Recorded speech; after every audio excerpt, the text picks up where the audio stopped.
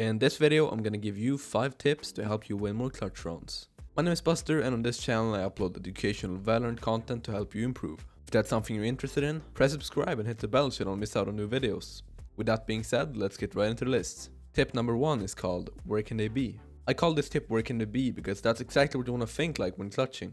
This is something simple that can get advanced. It can be done 2 ways. If you've recently seen someone, you want to think where can they be, and think of a list of places that's possible for them to be in. Depending on where you saw them, they could have moved a lot or not. So you can remove the spots that aren't possible for them to be in, and then you have a smaller list of positions to check. This is something that's pretty advanced and will come when you get better, but try to remind yourself to think like this and you'll have an easier time figuring out where the enemy is. The second and more common way to use this technique is when you don't have a clue where the enemy is, so you have to guess. What I like to do then is think, where would I be? Thinking like this is much more effective than simply clearing every position. You should of course not leave any corner unchecked, as this will allow you to get killed from behind, but thinking of spots that are actually reasonable for them to be in is a very good idea and will help you a lot. This allows you to be more focused on the spots that you really need to clear and that's the most probable they'll be in, and in most cases this will cause you to get more kills than if you wouldn't think like this. Tip number 2 is fake defusing.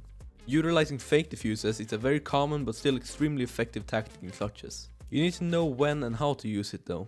Fake diffusing every time you get close to the spike isn't always the best idea. Sometimes you want to remain unknown and force the enemies to use the previous tactic against you. Usually fake diffusing is the most useful when there aren't a lot of enemies left. If you're in anything more than 1v2, I'd recommend you to either save or use the first tip to find out where they are and then get a kill or 2, then fake defuse if needed. Another thing most people know but I still have to mention because of how important it is that you need to be 100% quiet after tapping the fuse. Since you can't use any abilities, shoot or move while defusing, you need to not do any of those yourself when faking because you want the enemy to believe that you're actually defusing. You can move, but remember to either shift or crouch while doing it to not make a sound. Half defusing is also something that can be useful when you don't know where the enemy is, but it's a bit more risky. That is when you hold down the fuse until the halfway point is checked, so you only have 3.5 seconds left. Tip 3 is play passively for time. When you've planted a spike as an attacker, you should try your best to play time, as it's called. This is you taking a good position and waiting in the enemies instead of pushing and dying too fast.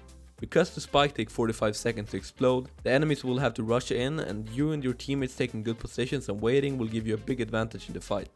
However, when you're alone in a clutch versus 2 or more players, I recommend you to try to take an aggressive duel so you can elevate the man advantage and do your best to turn it back into 1v1. This might be hard, but it usually gives you the best shot of clutching out a round when you're in a man disadvantage. Tip 4. Use your abilities. Utilizing your abilities is crucial in clutch rounds. If you use them well, you'll give yourself a huge advantage and your chances of winning the clutch is way bigger. For example, using a zoning ability such as Breach's Aftershock, Killjoy's Nanoswarm, or Raze's Grenade can be a big help in clutches, as this allows you to clear out positions without peeking them and putting yourself at risk.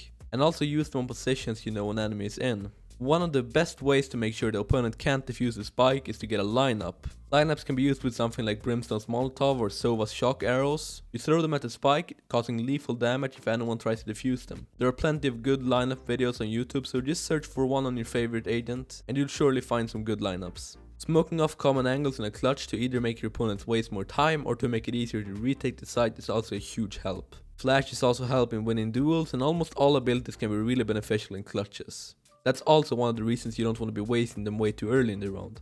Tip 5 is for you to isolate 1v1s. If there are multiple enemies left, you'll benefit greatly from trying to isolate 1v1s. This ties into what I said in my third tip with pushing when down in numbers. Doing this will make sure you won't have to face all enemies at once and set you up with a bigger chance of winning the duels and the round.